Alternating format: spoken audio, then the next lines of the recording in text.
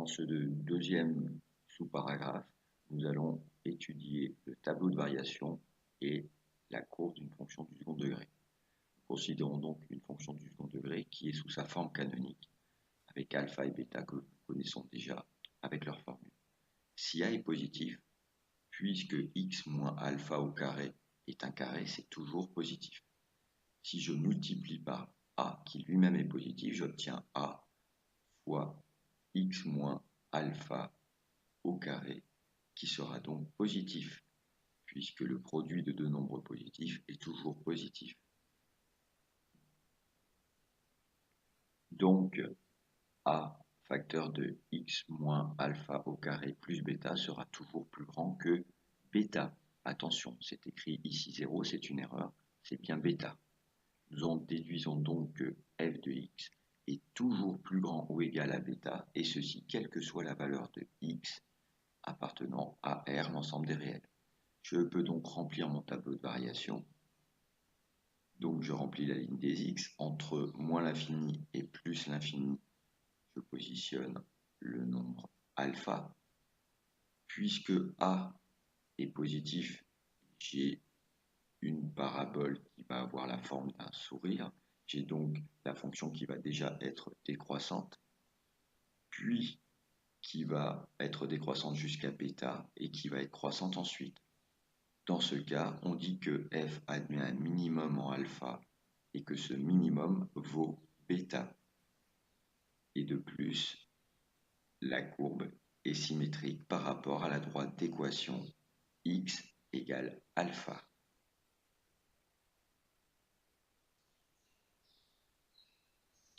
Si maintenant a est négatif, nous allons procéder de la même manière, puisque x moins alpha au carré est un carré, c'est positif, donc a fois x moins alpha au carré est négatif. Et donc, dans ce cas, en ajoutant bêta, on obtient quelque chose qui est toujours plus petit ou égal à bêta. Donc, f de x est toujours plus petit que bêta. Ou, puisque a est négatif, j'ai cette fois un sourire triste pour la forme, donc la fonction est croissante et décroissante, et le maximum est bêta. Donc, f admet un maximum en alpha qui vaut bêta, et la courbe est symétrique par rapport à la droite d'équation x égale alpha. Voyons un exemple. La fonction f de x égale x carré moins x moins 1. Donc a est égal à 1 demi, b égale moins 1 et c égale moins 1.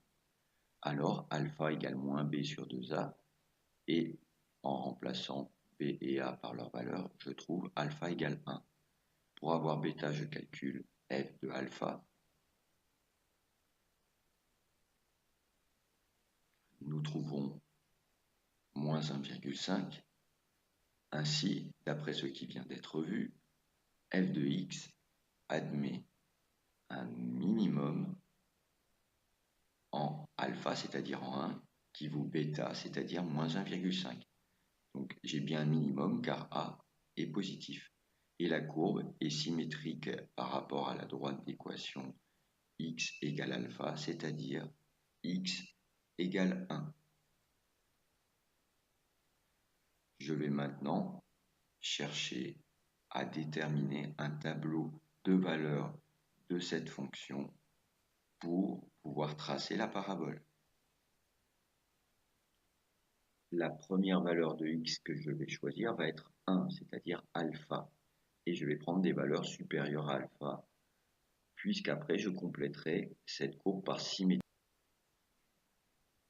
J'utilise donc ma calculatrice, j'appuie sur f de x égale pour programmer la fonction, à savoir ici moins x carré divisé par 2 moins x moins 1. A noter qu'ici j'utilise une TI, il faut aussi savoir le faire avec une Casio. Ensuite, je tape sur seconde Windows pour avoir le réglage du tableau. Ça va me donner table 7, c'est-à-dire le réglage du tableau.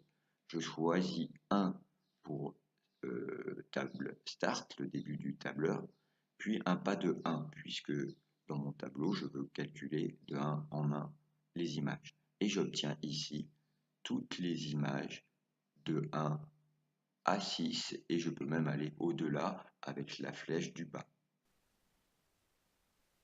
Je reporte donc tous les résultats dans mon tableau de valeurs, ce qui va m'être indispensable pour tracer la courbe. Donc je trace un repère, j'ai bien sous les yeux les valeurs de mon tableau de valeurs. Je commence par tracer l'axe de symétrie que je dessine ici en rouge en pointillé.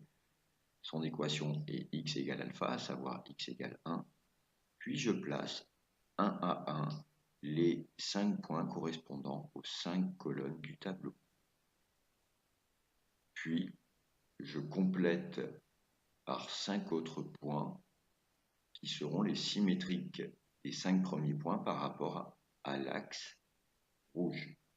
Puis je n'ai plus qu'à tracer le plus harmonieusement possible la courbe à main levée et à écrire son équation.